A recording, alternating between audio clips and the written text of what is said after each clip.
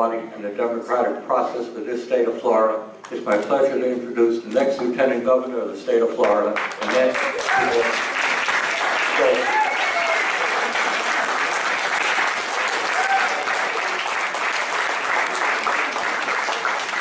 Thank you so much. I want to say a special thank you to Bert, Commissioner, because he truly is a good friend and he has been instrumental in making sure we're here time and again. And I've seen some of you already. You've seen me a lot. You'll see me a lot again. I hope you like me because you're going to see me a lot between now and Election Day. And Charlie, Chris as well. We have been here a lot and we're excited, and that shows you how important Palm Beach, the entire metro area, is to our election. And you know that from here all the way down to where I'm from in Miami, we hold the key. If we don't go out to vote, we lose. If we go out to vote, we win. And we stayed home in 2010, guys. Many of our friends stayed home. We will not make that mistake again this year. There's no way. We can't live 4 more years of Rick Scott. We can't. We gotta be scot-free, and that's why we're gonna do this. I wanna say to those of you who, like me, celebrate the new year, Shana Tova. And I am Jewish. I'm still trying to convert my husband, the Goldstein. But I also want to say a special hello to Murray. Thank you so much for being the founder of this wonderful group. And congratulations, you will turn 97 in February. Thank you for your leadership. And I just want to tell you guys, I am excited. Obviously, seeing a poll 6 points up will get anybody excited, right? Yeah. It's exciting. But I want you to know that, you know, the polls are going to go up and down. And I want you to realize that Rick Scott has spent $35 million to date attacking Charlie Crist. Think about that. $35 million. Where has it gotten him? Nowhere. He's either 6 points behind or tied at best. I've never heard of such a thing. And you know why? Because we know Rick Scott. We know how bad he is for the state. But we also know Charlie Crist.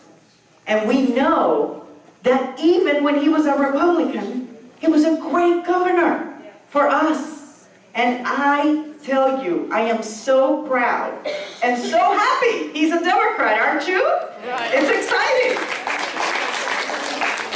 So I want to say, they mentioned Dorian, and I want to just recognize Dorian, not to, outdo the other staff members that we have in the wonderful campaign that we have. But Dorian just joined us not too long ago from the Nan Ridge campaign, and I want to thank her for coming on board, and I want to say a good word for Nan Ridge, who is just a class act. She is doing speeches for us, and we are all united in this, because we all understand that we got to get rid of Rick Scott.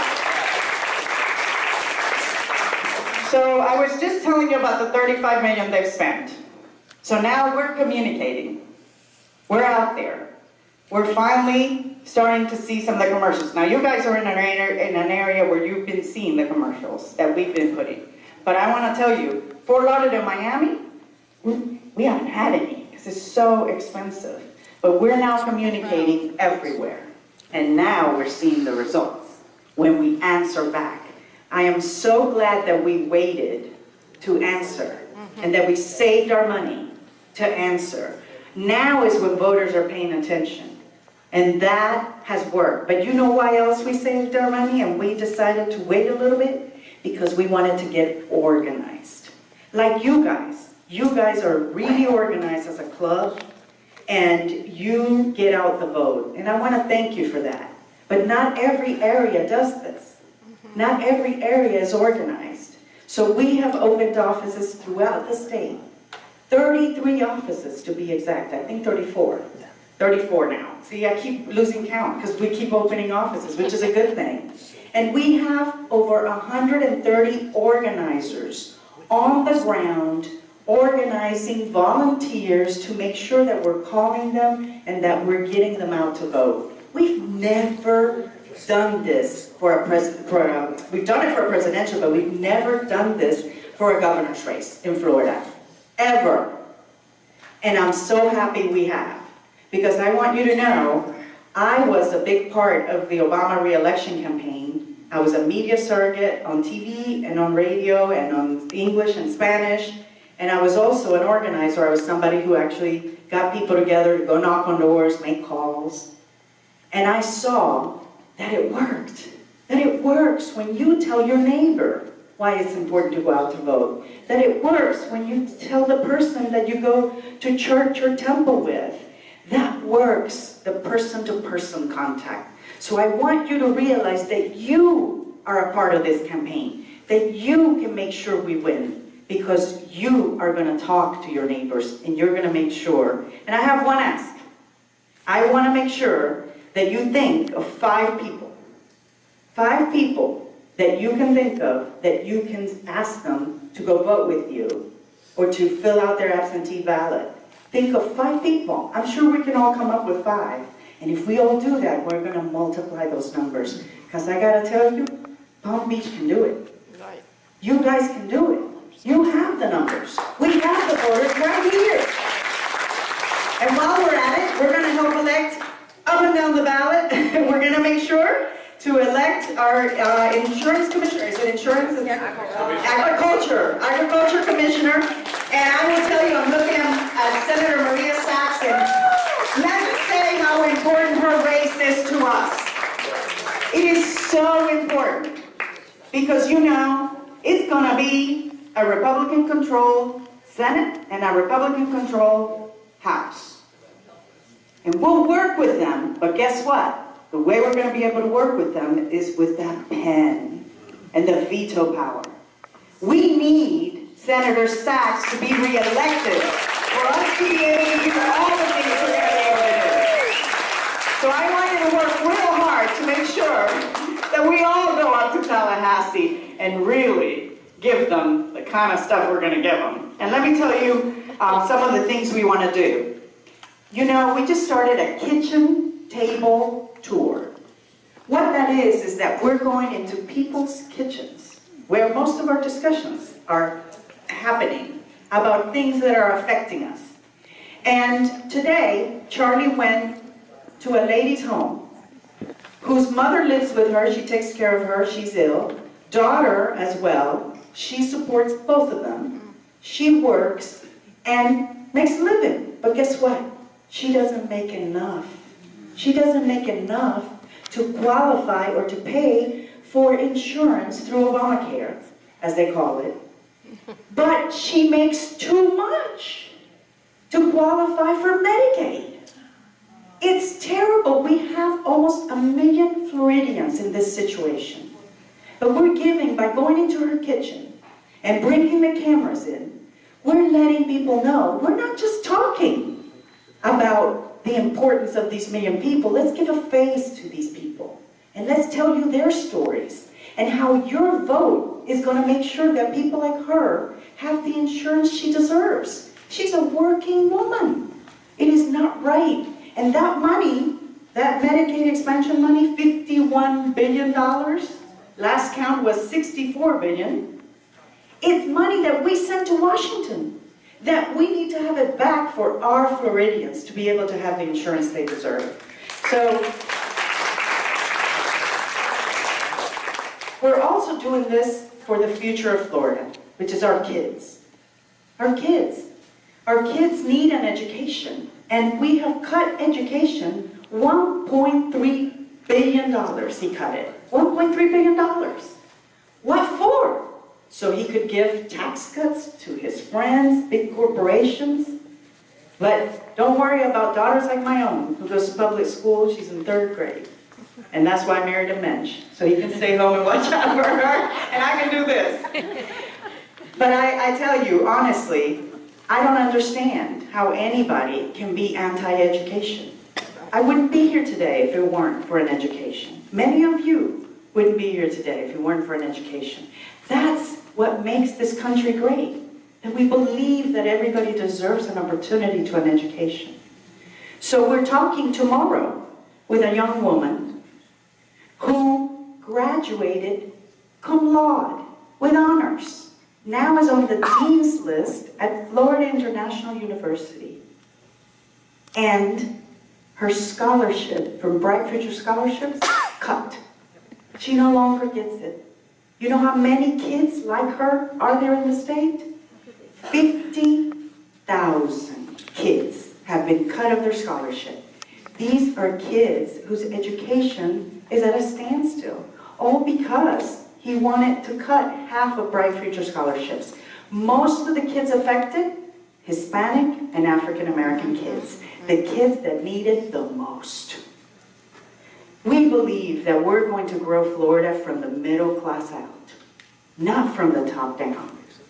And that's what we're going to do. And I want to talk about something that is affecting, and we're also talking to homeowners whose insurance has gone up. Have you noticed? Your home insurance bill went up. Your electric bill, way up. Have you noticed? I'm having to turn up the thermostat a little bit more. Warmer. And I'm getting at that age where it gets warm at times. So, you know, it's just like, it's unbelievable. They don't care. They don't care about the fact that people like you are on a fixed income and you don't need the electric bill to go up. It's just so that the electric companies can make more money. Meanwhile, we're the Sunshine State and we're not investing in solar energy. We should be the leaders in the country when it comes to solar energy. Instead, we're not. So I will tell you why. You know those $35 million I mentioned? The reason that he has so much money is because those corporate interests and special interests and big corporations have given him so much money. And who are they? The electric companies. They want to make sure that Charlie Crist doesn't go back to Tallahassee, because when he was there, he fought on behalf of the consumers to make sure that they didn't raise our rates and they didn't make us pay for things that they say they were going to build and they never built. And they never give us that money back that we pay. That little thing in your bill, you can look at it, it's there. They charge us for all these things that they're supposedly going to build. So we need people on the Public Service Commission that are actually appointed by a governor that's going to appoint people that are going to represent the public. And that's what Charlie always did. He also fought the insurance companies against raising your bills. And lo and behold, why are they giving so much money to Charlie? Because they know that if he did that then, and he was a Republican, he's going to do it again when we go back. And let me tell you someone else. The sugar industry is heavily invested in re-electing Rick Scott. Gosh, he even went hunting. He went hunting all the way to Texas with them, comes back, and appoints one of the people he goes hunting with in Texas to this board that actually regulates how we're going to do the cleanup that they mess up. They're the ones that are, polluting our water. That's the kind of governor we have right now, and the kind of governor we're going to have when we elect Charlie Crist is a governor that's for the people, and that's what we need. We need to have the governor's mansion back to the people. And I'm going to leave because I'm sure you have a lot of speakers. So before I leave, I'm going to leave you with a little funny story about how I got here. Bert was telling you about having conversations with Charlie and telling him he should pick a Latina, but I honestly never thought that was going to happen. And I decided that I was going to do the same thing I did 2 years ago for the re-election of Barack Obama, and that is that I was going to give my all. I was going to take a leave of absence from my job to make sure that we were scot-free in November. So as soon as my daughter got out of school for summer, I went away with her, and I was chair of the Miami-Dade Democratic Party. And when you're chair of a party, you get a lot of phone calls. And so I wanted to get away to a place where I would get no phone calls. But I made sure that I got away, and I still had Wi-Fi. Because I wanted to have a connection to the internet to be able to read my newspapers and read the blogs and all the things that I did.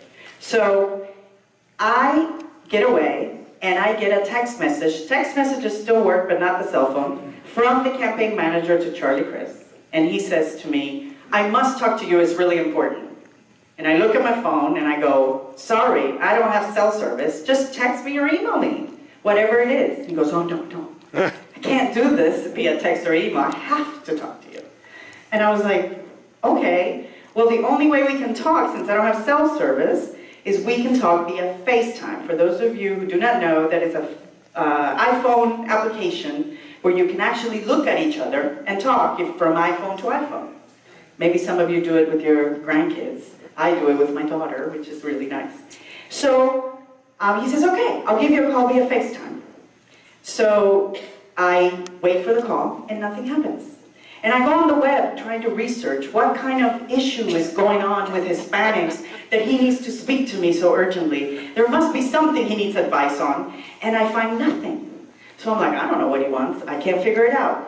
Then the call never comes. The day goes by, and the call never comes. So I say, forget it, I'm going to bed.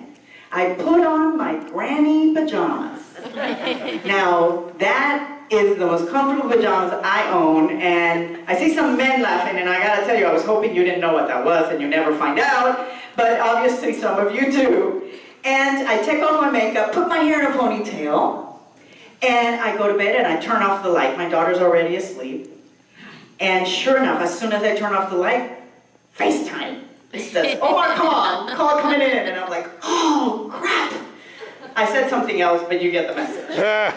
And I answer, it's pitch dark, and I answer, and I go, hey, Omar, how are you? I look at him, and he goes, hey, Annette, I hear you, but I don't see anything. I see pitch dark. And I go, oh, yes, I guess I could turn on the light a little bit. So I turn it on just a bit so he can see me, but I didn't want him to see me too much. And he goes, well, Annette, you're great. You've been doing a great job as chair of the party. You do all this media. You have a Spanish TV show. You're a working woman, very successful. He starts saying all these wonderful things about me. And I said, why are you reading me my resume? I know all these things. And he goes, well, Charlie is considering you for his running mate for lieutenant governor. At which point I went, and then I realized he can see me, close your mouth. So I closed my mouth. And then he goes, well, before we continued and we actually get you together with Charlie to talk about it, we need to make sure that we can continue this conversation, that you're actually interested. And I was obviously surprised, but at the same time so excited, because I was already willing to do everything and anything to be scot-free in November. And now I was going to be able to really do it and be a part of the team. And once we get there in January, make a difference in the lives of everyone in Florida, because we need a change in Florida. So I said, absolutely. And then when Charlie and I got together, not too far from here, Lago Mar in Fort Lauderdale, to speak privately, he asked me point blank, Annette, why do you want to be lieutenant governor?